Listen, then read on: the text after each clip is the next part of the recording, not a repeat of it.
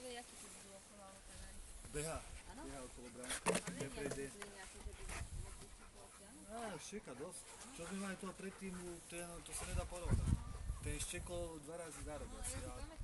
A tento stále. Úplne, tento je taký ostrejší, by som povedal.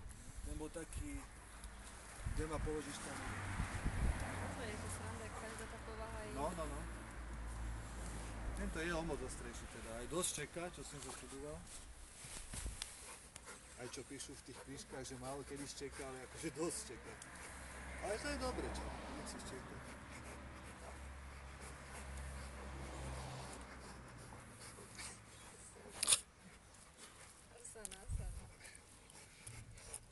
Ja čudujem, že ešte nevrčí. Ono to príde, keď je toľko drobná vo svojom revíre. Ja rád, keď sa... Normálne ani nechce. No už teraz.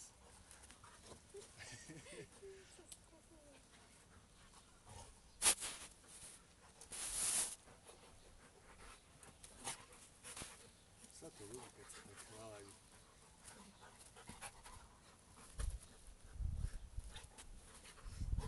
Jak sa chce na neho zvaliť ten Asana?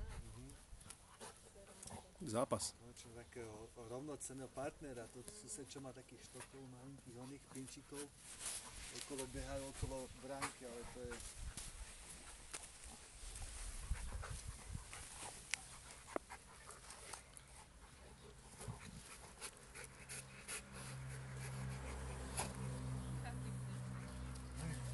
Bude venku dneska.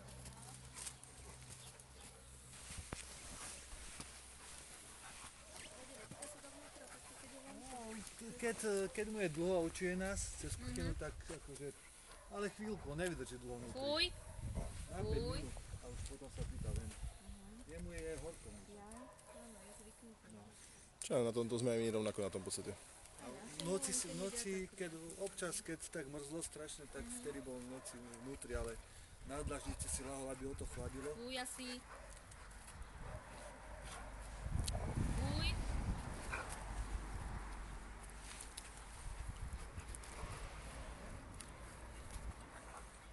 Fuj.